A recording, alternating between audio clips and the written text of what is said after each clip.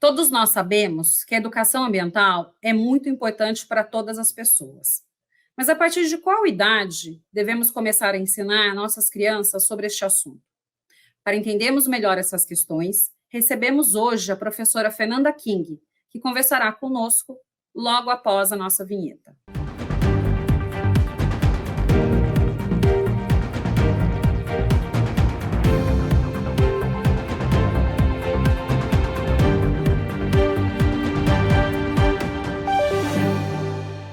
No programa de hoje, vou conversar com a professora Fernanda King, que é diretora da escola Petit Kids. Ela irá falar sobre educação ambiental para crianças da primeira infância e seus impactos positivos. Olá, Fernanda, tudo bom com você? Oi, Renata, tudo bem? Tudo ótimo por aqui. Que bom, seja bem-vinda aqui ao nosso programa. E antes da gente começar, eu queria que você falasse um pouco sobre a sua formação e sua experiência profissional. Bom, eu sou uma carioca, vim morar em São Paulo em 2007 para trabalhar no mercado publicitário. A princípio, nada a ver com educação infantil, só que eu virei mãe. E aí, quando a gente é mãe, muitas coisas mudam, né? Dentro e fora da gente. E aí, com uma criança pequena, coloquei ela numa escolinha infantil, trabalhava muito, trabalhava 12 horas por dia no ramo da publicidade. E me deu um belo estalo que eu resolvi mudar tudo na minha vida para estar mais perto dela. Abri uma escola bem pequenininha, o intuito era que fosse pequena e depois foi crescendo, o que aconteceu, para estar mais perto dela e para propor uma educação um pouco mais humanizada, porque nas escolas que eu visitei, até na intenção de trocá-la de escola, eu sinceramente não percebia isso, via uma coisa muito mecânica e eu queria fazer algo diferente. Eu acho que na vida, quando a gente quer mudanças, não adianta a gente ficar no sofá reclamando ou militando só na internet. A gente tem que ir lá e fazer. E aí tomei coragem, saí de um mercado que eu já estava há 10 anos, bem consolidada, né? Trabalhava em todo o interior do estado de São Paulo, Campinas, Ribeirão, tinha um monte de filial. E saí, abri a escola na cara e na coragem, estudei depois, me formei em pedagogia depois. Quando eu abri a escola, eu contava com uma equipe, como conto até hoje, uma equipe multidisciplinar comigo, mas senti a necessidade de estudar. E aí fui fazer pedagogia, mesmo depois de estar aí um pouco mais velha, vamos dizer assim, não tenho idade para fazer faculdade, mas eu já tinha feito duas, porque eu fiz arquitetura na Federal do Rio de Janeiro, fiz publicidade e depois fiz a pedagogia e depois também fiz a especialização em desenvolvimento infantil, que é uma coisa que hoje a gente tem que ter um olhar muito crítico para ver o desenvolvimento da criança, se está tudo ali de acordo com o esperado na faixa etária, porque muitas vezes é a escola que tem esse papel de alertar os pais se alguma coisa não vai bem. E daqui a pouco eu vou fazer mestrado também, acho que a gente não tem que parar de estudar nunca nessa vida, né? Então essa é um pouquinho aí da minha história. Ah, bacana. Fernanda, me identifico um pouco aí com esse seu relato, né? Eu também costumo brincar que a maternidade, ela muda muito a nossa vida, né?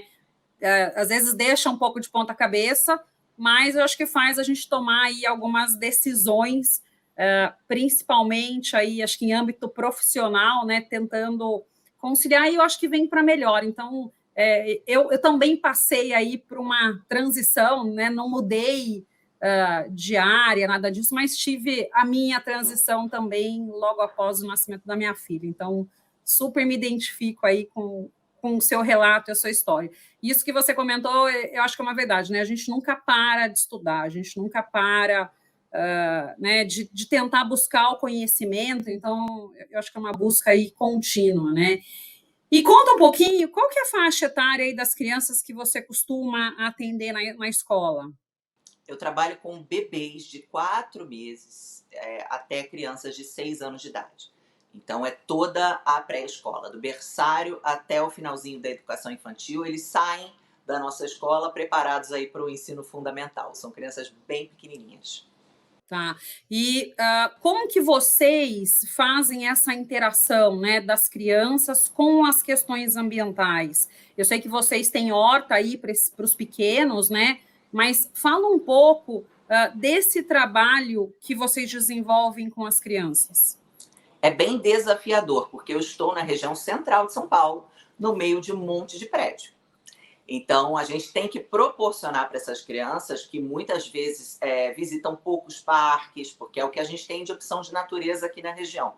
A gente tem que trabalhar na escola um banho de sol diário. Então, a gente tem o terraço, que a gente abre o teto. O teto é retrátil, porque São Paulo também chove muito. Então, quando está chovendo, a gente brinca no parque, só com ele fechado. E temos a hortinha, temos um parque que é aquático, com areia. Então, a gente tenta proporcionar atividades, até que sejam com folhas, com galhos, brincar de comidinha, que nem a gente brincava lá na infância. Eu fazia muito isso, né? Eu pegava folha, picotava folha, fingia que era comida. Então, a gente trabalha muito isso para que eles tenham um contato diário com a natureza, que seja mexer na terra, que seja regar a horta, mas eles têm que ter alguma coisa de natureza todos os dias. São crianças que às vezes passam muitas horas com a gente. Então, elas só têm um final de semana para brincar, como eu falei, num parque. Então, durante a semana, a gente tem a responsabilidade de promover, como eu disse, um banho de sol, um mexer na terra, um pegar uma folha. Alguma coisa eles têm que fazer ali todos os dias para terem esse contato com a natureza, que é tão benéfico para a saúde do ser humano. Sim, não, com certeza. E você falando aí, eu até me lembrei de uma fala, quando minha filha era pequena, da escola dela. A escola servia o lanche e muitas crianças, às vezes, não reconheciam as frutas, porque acho que sempre recebiam dos pais já cortadas. E daí, né, assim, não sabia o que era uma pera, não sabia, né, o que era um pêssego, um kiwi. Então, a escola começou a oferecer a fruta inteira para as crianças terem essa experiência, né, e o reconhecimento do que estavam comendo com o que estava sendo oferecido. E hoje em dia é isso, né? As pessoas, assim, cada vez mais nas grandes cidades, não tem esse contato com a natureza e acaba não reconhecendo coisas do dia a dia na natureza. Então, realmente, essa experimentação, né, essa experiência que você colocou, ainda que tenha um contato com o galho, com uma folha, precisa fazer parte do dia a dia das crianças, né? Até para o desenvolvimento e para essa conexão com o meio ambiente. E vocês trabalham essas questões com os pais também das crianças? Sim, a gente orienta, como eu disse, que leve para um parque no final de semana, que faça essas atividades. E nas atividades que a gente propõe para casa, né, como se fosse lição de casa, a gente trabalha também com eles. Hoje a gente está fazendo um projeto especificamente que é voltado para animais. Então a gente já olhou lagarta no microscópio. Por acaso a lagarta apareceu. A gente estava olhando as flores e tinha uma lagarta. E a gente passa também atividades de casa que eles tenham que recolher folhas para fazer, ou que eles reconheçam, como você disse aí, nomes de vegetais, nomes de frutas. Outro dia eu vi um vídeo que viralizou na internet que o menino não sabia nenhum vegetal. Coincidência ou não, acho que era um menino acima do peso, que é um problema que a gente está tendo hoje, que é a obesidade infantil, que está bem grave no país, por excesso de tela, por problemas com alimentação, excesso de açúcares. Tudo isso piorou muito na pandemia, que as crianças ficaram trancadas em casa. Então, assim, é uma bola de neve que a gente tem que trabalhar para combater e que começa justamente aí na primeira infância, né? As crianças não saem mais para brincar na rua, né? Esse hábito do brincar fora de casa se perdeu muito. Então, brincadeiras, né? Pular corda, pular amarelinha, elástico, que eu acho que eram brincadeiras mais da nossa infância, né? Pega-pega. É muito difícil hoje as crianças brincarem, né? E isso passa aí pelo exercício, mas passa também por essa conexão com o meio ambiente. Então, realmente é importante envolver os pais nessa questão, né? Porque você começa a criar uma cultura familiar, um olhar um pouco mais para essas questões como um todo.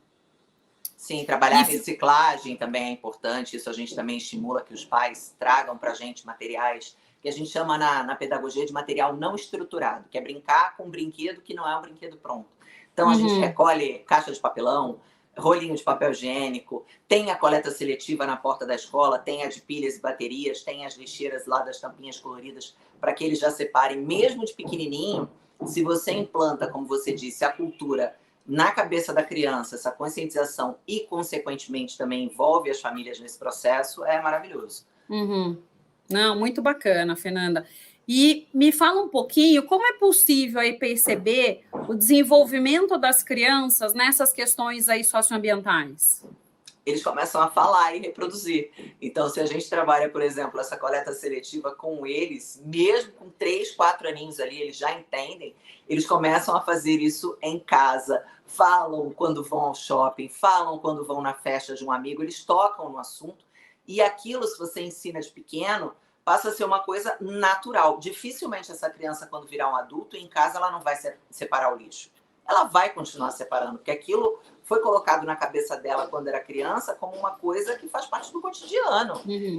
O certo é esse, errado é não separar.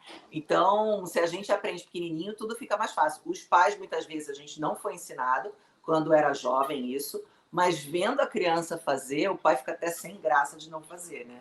A criança corrige o pai, não, papai, latinha não é nessa lixeira, não, é na outra. Vamos separar. Então, é um processo bem bacana. Era isso que eu ia comentar, né? A criança, acho que ela passa a corrigir alguns hábitos, né? E exigir essa mudança dentro de casa. Então, realmente é muito bacana toda essa evolução. E, Fernanda, você acredita que essas crianças, né, quando forem para as demais etapas educacionais, como o ensino básico, médio, superior, elas serão agentes multiplicadores dessas questões aí socioambientais, ou você acha que isso é algo só dentro de casa, né? Ela começa a multiplicar também para os amiguinhos da escola e nos ambientes que ela vive, ou é algo que ela vai só repetir dentro de casa? Não, tenho certeza que vão levar para o futuro. Absoluta certeza. Como eu disse, é uma sementinha que a gente plantou ali e a gente, de 0 a 7 anos, é a formação do ser humano. Então, tanto podem acontecer traumas que você vai levar para a vida toda, quanto as coisas boas, os aprendizados, você vai levar para a vida toda. Eu sou a maior partidária, a maior defensora da educação infantil. Infelizmente, a gente tem uma cultura que ainda tem algumas crianças que pulam essa etapa, o que é extremamente prejudicial ao desenvolvimento do cérebro, porque a socialização só a escola promove, e o aprendizado dessas coisas que você aprende em equipe, ou você aprende na turma, você também só consegue na escola infantil. E é uma semente, como eu repito, que você vai levar para o resto da vida. Então, a criança aprendeu que aquilo ali é o correto. Como a gente está dando um dos exemplos aqui, que é separar o lixo, mas existe também não desperdiçar água. A gente tem água de reuso lá na escola. A gente ensina para as crianças como fazer o bom uso da água. Como a gente falou, ter uma horta orgânica na sua casa, mesmo que seja um apartamento pequeno, dá para fazer, mesmo que seja um espaço pequeno, dá para ter essa horta. Então, tudo isso eles estão vivendo. Não está sendo uma aula expositiva e que a criança assiste e daqui a 2 meses ela esqueceu. Ela vive isso ali com a gente. Então, se isso faz parte do cotidiano e da realidade dela, é muito difícil que ela vai esquecer.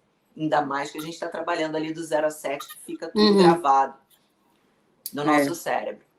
Fernanda, você estava comentando, né, essa questão aí do aprendizado para essa faixa etária, que é super importante, tem algumas crianças que pulam essa etapa. E realmente, o brincar, né, com brinquedos não estruturados, como você mencionou, às vezes nós pais, né, nos preocupamos em querer prover alguns brinquedos que chamam a atenção das crianças, mas que são brinquedos caros, e muitas vezes eles se divertem com pouquíssima coisa, né, com sucata mesmo dentro de casa.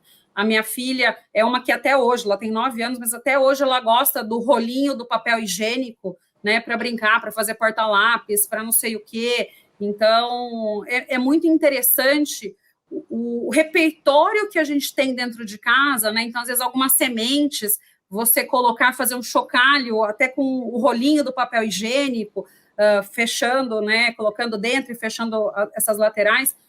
O universo que a gente pode proporcionar para as crianças, que não necessariamente você precisa despender dinheiro, comprar brinquedos caros, né? É realmente você improvisar, você trazer isso. E isso que vocês estão fazendo, né, na escola, eu acredito que a criança acaba realmente levando isso para casa, né? Ela acaba vivenciando e proporcionando essa experiência também para amigos, né, da onde ela mora, fazendo com que os pais também repensem muita coisa dentro da sua própria casa, dentro do ensinamento que esses pais também passam para essas crianças, porque faz a gente repensar, né? Acho que a gente vê muitas vezes, como as crianças, né, elas se desenvolvem, elas se preocupam com questão ambiental, porque elas vão começar a perguntar, elas vão querer começar a cuidar de horta, começar a querer cuidar de planta. Então, eu acho muito, muito bacana essa experiência aí que vocês estão proporcionando. Sim, é importante, como você disse, a gente não oferecer apenas brinquedos prontos. Não é que seja proibido comprar um brinquedo para criança. É óbvio que um carrinho, uma boneca, isso aí toda criança deveria ter à disposição. Mas se você não dá as opções que ela crie coisas, você está limitando a criatividade dessa criança.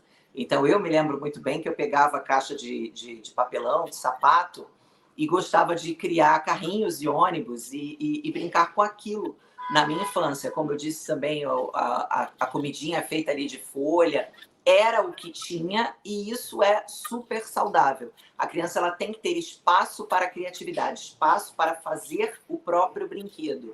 E elas adoram. Você tem uma de 9 anos em casa, eu tenho uma de 11, e ela gosta de fazer, de brincar de medicina, né, de ser médica.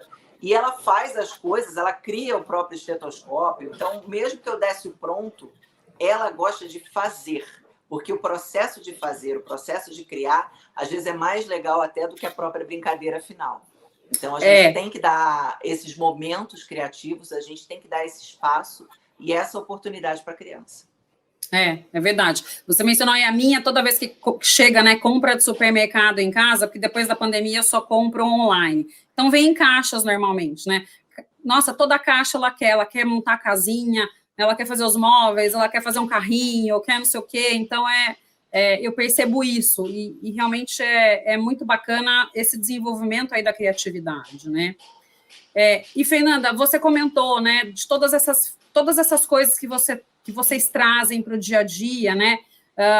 E tem mais alguma coisa que vocês aí acabam utilizando? Você falou de água de reuso, a reciclagem, acho que realmente é uma questão aí bastante ampla, mas tem mais alguma coisa que vocês utilizam aí para despertar nas crianças esse respeito às questões do meio ambiente, que elas acabam levando isso para casa, né, para o dia a dia delas? Sim, esse semestre em especial, a gente está fazendo esse projeto que é sobre animais, então a gente aproveitou para trabalhar conscientização, trabalhar animais que já estão com risco de extinção, especialmente na fauna brasileira. Então, esse semestre a gente trabalha com projetos autorais, é o nosso estilo pedagógico. A gente pegou essa questão de criança amar bicho, é natural, o bebezinho, ele já fala uau, miau, muito pequenininho, eles têm uma coisa inconsciente de respeitar e ter curiosidade pelos animais. A gente tem que ampliar essa consciência que a criança parece que ela já vem inata.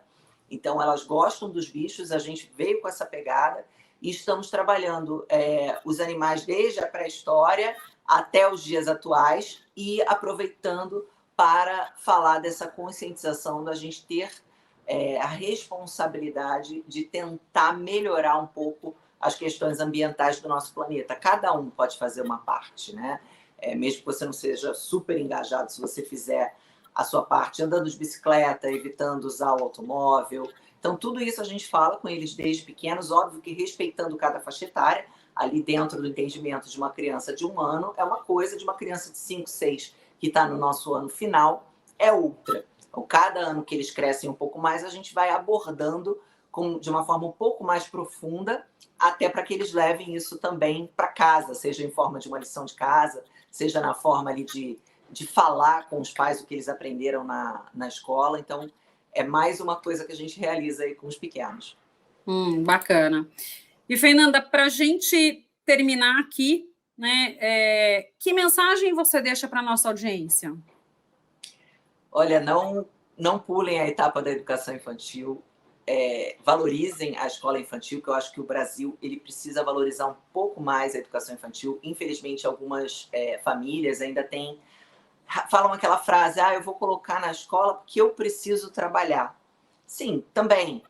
Mas colocar na escola infantil não é só porque a família precisa, é porque é bom para o desenvolvimento da criança.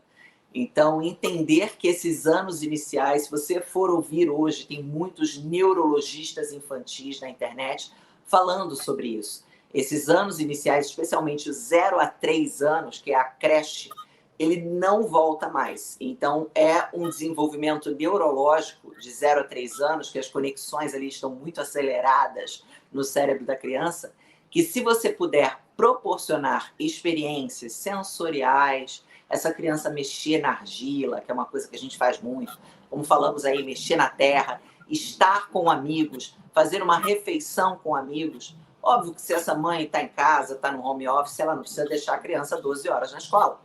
Mas que deixe 4 horas para socialização, é super importante. Não são questões só financeiras, hoje você tem creches públicas também bem bacanas, que oferecem um desenvolvimento também integral dessa criança.